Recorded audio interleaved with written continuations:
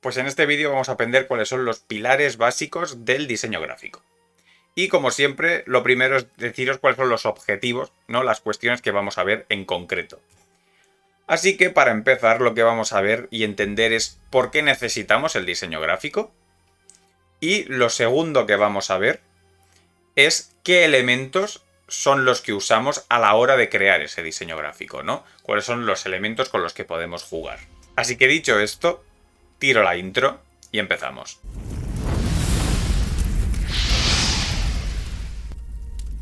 Como os decía antes, el propósito del diseño gráfico, básicamente en este caso son dos, pero van bastante de la mano realmente. El primero es crear una identidad visual y el segundo es crear una coherencia visual. Como os digo, son dos cuestiones que van muy de la mano. La cuestión con el diseño gráfico es que al final es, yo lo entiendo así, como una pega que une las dos cuestiones que ya hemos ido viendo, la narrativa y la ilustración. Es ese pegamento que hace que cosas que van un poquito sueltas, ¿no? Porque tú puedes tener tu texto, tú puedes tener tus ilustraciones que representan las cosas que has visto en tu texto, pero tú al final todo esto lo vas a hacer en un proyecto, ya sea ese proyecto un libro, que es lo que suelo hacer yo, pero también puede ser un juego, también puede ser, yo que sé, una serie, puede ser lo que sea. Y tú necesitas elementos que aunan todo esto. Y el diseño gráfico, sobre todo en el caso de los libros, que ya os repito es lo que suelo hacer yo, es algo en lo que se nota mucho, como es ese pegamento que coge todos esos elementos que tú has ido haciendo de manera suelta y los une en un solo objeto, en este caso un libro. Así que ese es el propósito del diseño gráfico, poder aunar todo esto. Y para hacerlo, tiene que hacerlo de una manera que, lo que pongo aquí, coherencia visual, significa que tenga sentido, es decir, que no tenga cada elemento sea de su padre y de su madre, sino que todos los elementos vayan por un camino, tengan un propósito, y luego una identidad visual en el sentido de que básicamente tú cuando veas el libro lo puedas reconocer de entre muchos libros. Y este es un poco el tema, de decir, vale, esta es la identidad visual, esta es las reglas visuales, un poquito lo que os decía antes del lenguaje visual que tú generas a la hora de hacer ilustraciones, pues un poquito la identidad visual vendría a ser el equivalente en diseño gráfico. Son esos elementos comunes que tú sabes que te puedes encontrar en ese diseño gráfico que estás haciendo para esta serie de libros, o esta serie de juegos, o estas cartas, o lo que sea que estés haciendo. Así que esta es un poco la idea. Al final es encontrar esos elementos que aunan todas las cuestiones que hemos hecho de manera separada, las aunan y hacen que vayan por un camino común. El ejemplo que os voy a poner es el que os puse al principio cuando empezamos esta serie de tutoriales, que es el libro este que hice que se llama La sangre del invierno, y es básicamente una versión de Blancanieves hecha en el mundo en el que transcurren mis novelas, que la primera de ellas va a salir este año. Entonces, bueno, poquito esa es la idea. Y tenemos aquí esto que es, podríamos ya decir, un spin-off del libro, ¿no? Así que vamos a ir viendo los elementos ahora mismo y os los voy a ir enseñando en el libro, ¿no? Un poquito a modo de ejemplo, qué es lo que estamos viendo. Así que vamos a empezar a ver cuáles son los elementos que componen el diseño gráfico. Pero antes de hacerlo y de ponernos a sacar ejemplos del libro que os he dicho, es importante que conozcáis el contexto del libro. Yo os he dicho que es una versión de Blancanieves que sucede en el mundo donde transcurren mis novelas. Lo importante aquí es entender la época. Es decir, esto sucede en una especie de renacimiento. Y yo en este libro, la idea con el diseño gráfico es que todo recordara al Renacimiento. Es decir, es un libro renacentista escrito en el Renacimiento y quería hacer una suerte de facsímil como si tú hubieses ido al Renacimiento y hubieses cogido un libro que te encuentras. Algo por el estilo. No es exactamente igual, obviamente, pero la idea es que vaya por ahí. Y ese es el concepto que tiene todo el diseño gráfico en este libro. Así que, ahora sí, vamos por partes. Lo primero, las formas. ¿Cuáles son las formas que yo voy a usar para reforzar esa idea? En este libro pocas, realmente. Porque es un libro bastante minimalista, no he querido hacer algo muy loco a lo Aldo Manuzio, que ahí sí que, bueno, pues hacer locuras. No he hablado de este tío, de Aldo Manuzio, en el canal, pero algún día tendré que hablar de él porque, vamos, es acojonante. Así que ya hablaré de él. Bueno, lo primero, a nivel de formas, ¿qué formas hay en este libro? Yo os digo que pocas, pero por ejemplo podemos considerar, estos símbolos que hay al principio de de los capítulos, bueno, en este caso el prólogo, pero si llevas, por ejemplo, capítulo 1. Bueno, en este caso no son capítulos, son actos, ¿no? Porque está estructurado en plan obra de teatro. Bueno, que no es una obra, pero ya me entendéis. En plan con actos, me gustaba más este rollo. Tiene este simbolillo que va por aquí. A veces las escenas no van dentro de un mismo capítulo, de un mismo acto, pasas del punto de vista de un personaje a otro personaje, ¿no? O hay un salto en el tiempo, no es, digamos, ese salto continuo de la narración, hay un salto, ¿no? Como en una película, cuando estás viendo, pues en una serie, estás viendo el punto de vista de un personaje y luego salta a el plano a otro personaje.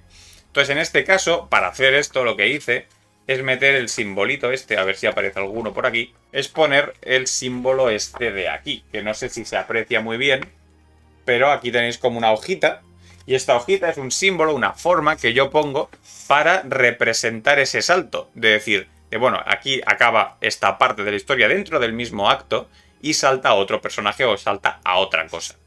Esta es la idea. Y en este libro la verdad es que podéis encontrar poca cosa más, porque ya os digo que no es un libro donde estas formas tengan una especial relevancia. Pero hay otros libros que podrían jugar, por ejemplo, con cenefas, y que al principio, en lugar de enseñaros el símbolo este que tiene al principio de cada acto, o de, bueno, por ejemplo, el prólogo y todo esto, hubiese puesto cenefas y que estas cenefas se hubiesen visto durante prácticamente todo el libro, ¿no? Y que, pues depende de qué páginas, pues o hay esquineras en las páginas, todo este tipo de cuestiones serían formas que reforzarían, pues esa idea de, pues lo que quiera representar el libro, realmente. Vamos a por los colores, claro, nuevamente, este libro no tiene colores. Bueno, de hecho sí que tiene dos, el blanco y el negro, porque es un libro que está pensado como si estuviera hecho en una imprenta, ¿no? De la época. Como podéis ver, las ilustraciones están hechas así, en plan grabado y tal, así que, bueno, esta es un poco la idea. Así que yo aquí a nivel de colores no. Podría haber puesto, por ejemplo, una tercera nota de color, poner un rojo. Y entonces todo el libro es en blanco y negro, pero de vez en cuando hay algún elemento, ¡paf!, rojo. Y eso hace que llame la atención brutalmente. Pues podría haber estado muy bien, realmente. Es algo que llama la atención y que a nivel, si por ejemplo hiciera una reedición de este libro, puede que lo hiciera. Porque realmente es algo que puede quedar muy guapo a nivel visual. Así que un poquito esta es la idea en cuanto a colores, es crear una paleta de colores que encaje con la historia. Por ejemplo, en este libro me funciona bien por lo que os digo, blanco, rojo y negro. Pero si hiciera una edición de La llamada de Tulu, de Lovecraft, a lo mejor en este caso yo usaría colores más verdosos, ¿no? Y quizá algún tono pues en amarillo o en rojo para dar ese toque de color en este tipo de ediciones. Creo que podría estar muy chulo. Y entonces el tema es encontrar qué colores encajan mejor con qué historia. Y ya por último, algo que es súper importante es la tipografía, que a mí en un principio me parecía que no, porque yo venía de trabajar con el Word, y en el Word por la tipografía, pues Times, ¿no? Que es la que te decían en la universidad de utilizar, porque era la estándar, no usa Times a tamaño 12, punto, pa'lante. Porque claro, cuando te metes en todo esto, acabas viendo que la tipografía es súper importante a la hora de contar una historia. En este caso, mucho más. Entonces, si os fijáis, por ejemplo, en este libro, yo lo que he utilizado como tipografía es la Jenson, que es una tipografía que es del Renacimiento.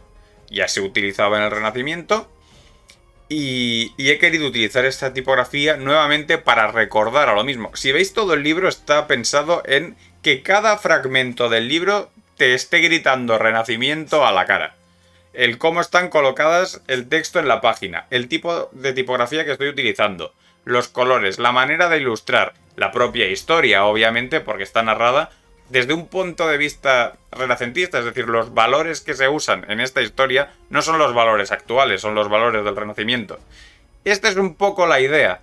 Y el tema de que esta historia puede ser más o menos provocadora, quizá a día de hoy una historia como esta no sería provocadora. Una historia como esta en el Renacimiento lo es, y lo es en el contexto en el que sucede más en mi mundo, ¿no? Esa es la idea.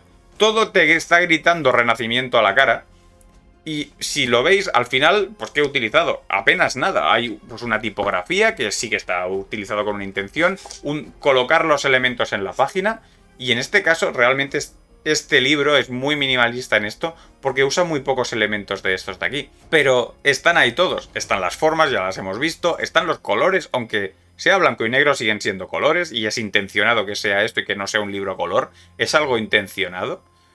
Y la tipografía que uso también es algo intencionado. He utilizado esta y no otra porque esta tiene una connotación que otra no tendría. Y básicamente este es el tema con el diseño gráfico. Para mí es el pegamento, ya os digo. Porque yo podría haber tenido la misma historia, las mismas ilustraciones, pero simplemente con haber utilizado otra tipografía, ya todo el libro sería muy diferente. Porque ya ese elemento de que, incluso el hecho de que cómo es la letra te recuerda en qué contexto estás leyendo, me parece que esto es algo muy bueno de saber dominar. Y precisamente esta es la importancia del diseño gráfico. Utilizar elementos muy simples que mucha gente puede pasar por alto, pero que realmente de una forma subconsciente le está recordando a la persona en todo momento esa atmósfera en la que contamos nuestra historia. Esto es muy bueno porque ya os digo que a la hora de escribir quizá la atmósfera sea de lo más complicado de crear, porque tú puedes crear tu world building, pero crear la atmósfera, la sensación, ese rollito que tiene la historia puede ser complicado de transmitir solo con palabras, pero si tienes estos elementos y dominas estos elementos y lo sabes colocar bien en el libro, el propio libro ya te hace ese trabajo. Y no hace falta que lo hagas tú tanto con palabras, sino que tú tus palabras las puedes dejar fluir en esa historia, en esa narrativa, centrarte en que la trama sea coherente y hacer que los elementos visuales que se van por detrás del libro te van creando esa atmósfera. Y así es como pasamos de crear libros como simplemente un mero contenedor de historias a crear un libro que el propio libro te está contando una historia aunque tú no estés leyendo lo que hay dentro. Y eso es lo guapo y lo interesante del diseño gráfico, y eso es lo que os voy a estar enseñando en los tutoriales de diseño gráfico que hagamos en este canal. Así que nada más, lo dejamos aquí por hoy y hasta la próxima. Adiós.